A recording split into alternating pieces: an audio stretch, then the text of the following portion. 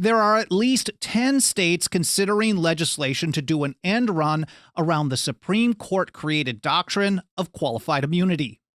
Invented decades ago out of thin air by the federal courts and then pushed on all 50 states through incorporation, qualified immunity protects government employees who cause harm or death to people, even when they knowingly violate a person's rights. Qualified immunity is legislating from the bench at its worst. But instead of relying on the federal courts to fix a problem created by the federal courts in the first place, states can opt out by creating a mechanism for people to sue for damages in state court under state constitutions and specifically prohibiting qualified immunity as a defense.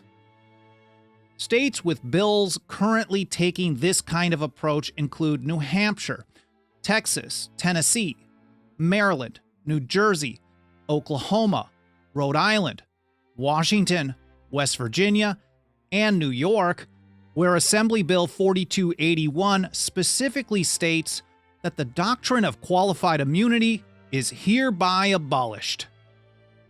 When you get down to it, relying on the government to protect you from the government has never been a good strategy. It's ultimately up to the supreme sovereignty of the people. That's how John Dickinson put it. He said, "It is their duty to watch and their right to take care that the Constitution be preserved, or in the Roman phrase on perilous occasions, to provide that the Republic receive no damage." In other words, we the people need to learn how to protect and preserve our own Constitution and our own liberty, whether the government happens to like it or not.